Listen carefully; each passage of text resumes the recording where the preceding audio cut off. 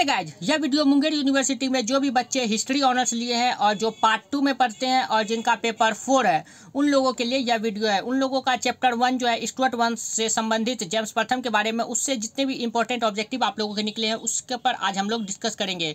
तो चलिए वीडियो शुरू करते हैं। तो सबसे पहले आप लोगों को बता दूँ कि देखिए, सबसे पहले शासन था एलिजाबेथ का, उसके बाद जेम्स प्रथम शासक बना और जेम्स प्रथम को ही जेम्स 6 के नाम से भी जाना जाता है। ये दोनों एक ही व्यक्ति हैं। उसके बाद चार्ल्स प्रथम शासन किया, उसके बाद चार्ल्स द्वितीय, उसके बाद जेम्स द्वितीय, उसके बाद फिर आगे की चैप्टर में आप लोगों को आगे बताया जाएगा।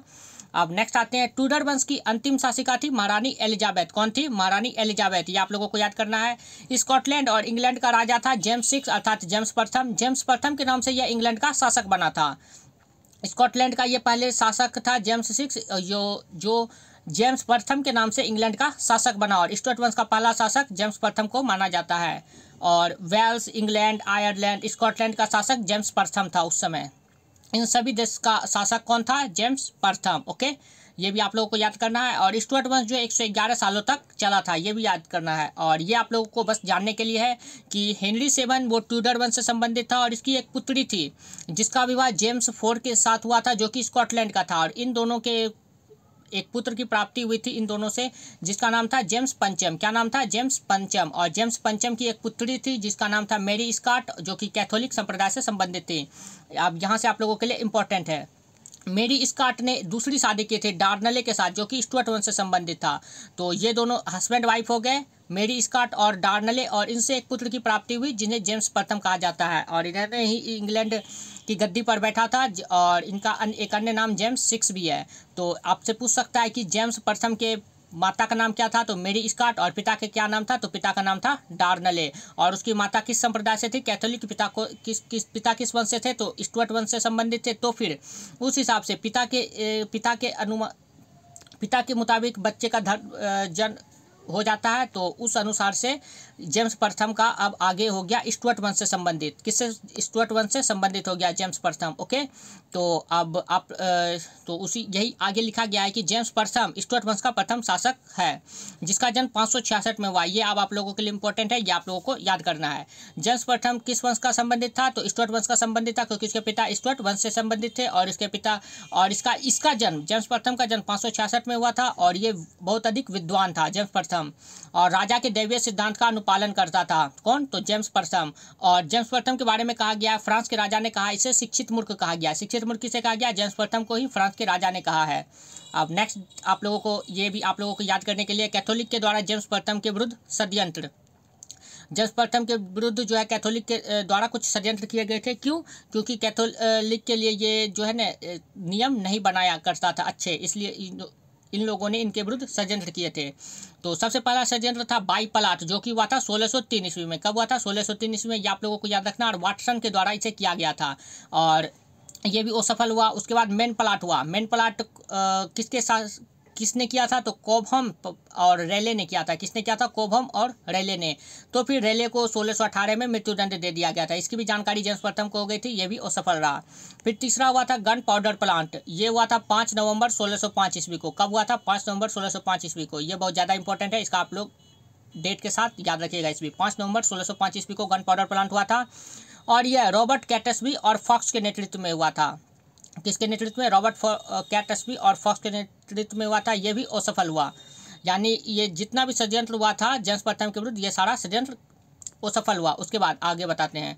जेम्स प्रथम का एक पुत्र था। जेम्स प्रथम का 2 पुत्र था। पहला था हेनरी।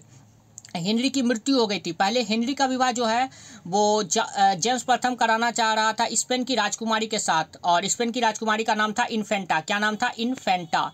स्पेन की राजकुमारी के साथ करवाना चाह रहा था, लेकिन इसकी अकस्मात मृत्यु हो गई। हेनरी की अचानक से मृत्यु हो गई। तो फिर इसका विवाह जो है राजकुमारी इन्फेंटा का विवाह जेम्स प्रथम के दूसरे पुत्र चार्ल्स प्रथम से करवाना चाह रहा था। जेम्स प्रथम अपने बेटे का विवाह वो इन्फेंटा के साथ करवाना चाह रहा था, लेकिन कुछ कारणवश यह विवाह कैंसिल हो गया। तो फिर इससे जो है न जेम्स प्रथम काफ़ी क्षुब्ध हुआ और उसने स्पेन के विरुद्ध युद्ध की घोषणा कर दी।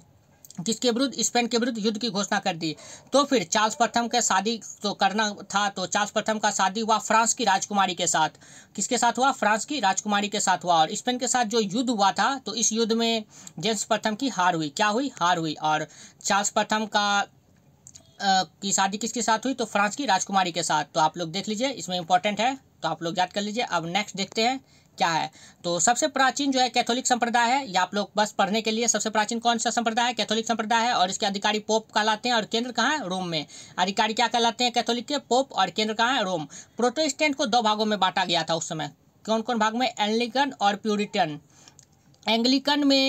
एंग्लिकन संप्रदाय जो थे ना, इसका समर्थक जेम्स प्रथम भी था। क्यों, क्योंकि इसमें कैथोलिक और प्रोटेस्टेंट दोनों मिक्स होते थे।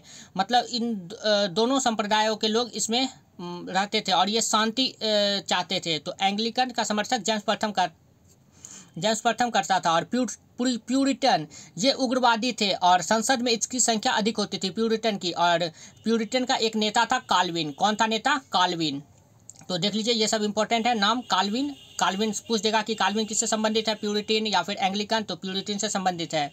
अब नेक्स्ट देखते हैं मिलिनरी पेटिशन में 800 पादरियों की अनुमति से तैयार प्रार्थना पत्र था। मिलिनरी पेटिशन क्या था, तो 800 पादरियों की अनुमति से तैयार प्रार्थना पत्र था। और हैम्पटन कोर्ट सभा का आयोजन कब किया गया, 1604 ईस्वी में।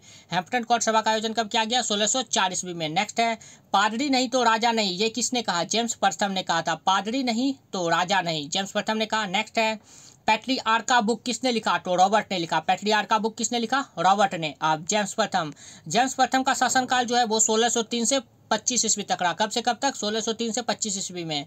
और ये भी आप लोगों के लिए इंपॉर्टेंट है, ये सारा आप लोगों को याद करना है। जेम्स प्रथम संसद कब बुलाया, तो 1604 से 1611 ईस्वी तक प्रथम संसद इसको रहा। और इसे भी जेम्स प्रथम ने भंग कर दिया 1611 में। द्वितीय संसद 1614 में बुलाया, और 2 महीने बाद ही इसे भंग कर दिया। और द्वितीय संसद को जो है ना बांझ संसद कहा गया इंग्लैंड के इतिहास में। किस के इतिहास में, इंग्लैंड के इतिहास में द्वितीय संसद जो भंग कर दिया गया, तो इसे बांझ संसद भी कहा गया, क्योंकि कोई नियम पारित ही नहीं हुआ था। थर्ड पार्लियामेंट अर्थात तृतीय संसद, इसका बैठक 1621 में बुलाया गया, और 1622 ईस्वी में फिर इसको भंग कर दिया गया। और इसमें जेम्स का दामाद कौन था, फ्रेडरिक। जेम्स का दामाद कौन था, फ्रेडरिक। और जेम्स का मंत्री उस समय कौन था, तो बेकन था जेम्स का मंत्री। या आप लोगों को याद करना है कि जेम्स का मंत्री एक था बेकन, और जेम्स का दामाद फ्रेडरिक था। और चतुर्थ पार्लियामेंट, तो ये तीनों पार्लियामेंट को जेम्स प्रथम ने भंग कर दिया था। तो फिर चतुर्थ पार्लियामेंट बुलाया गया 1624 ईस्वी में, और जेम्स की मृत्यु के कारण ये समाप्त हो गया चतुर्थ संसद, नहीं तो ये भी चलता। और कोषाध्यक्ष चतुर्थ संसद के थे मिडिल सेक्स। कौन थे, मिडिल सेक्स।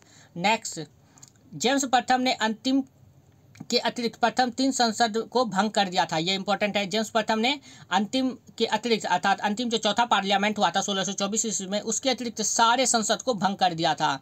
और जेम्स परिषद का समकालीन था फ्रांस का शासक बोर्बन वंशीय हेनरी चतुर्थ था। कौन था, तो फ्रांस का शासक था बोर्बन वंशीय हेनरी चतुर्थ था, और जो कि ह्यूगनॉट मतावलंबी था। ये हेनरी चतुर्थ जो था वो ह्यूगनॉट मतावलंबी था, अर्थात ह्यूगनॉट को मानता था। और 1610 ईस्वी में इसकी मृत्यु हो गई। और हेनरी चतुर्थ के बाद शासक बना था लुई 13वां। और लुई 13वां के बारे में हम लोग फिर पार्ट 1 में पढ़े थे, बस इसके बारे में इतना ही जानना है कि हेनरी चतुर्थ के बाद शासक बना था लुई 13वां। और लुई 13वां की माता का नाम था मेरी डी मेडिसी। क्या नाम था, मेरी डी मेडिसी। अब नेक्स्ट देखते हैं।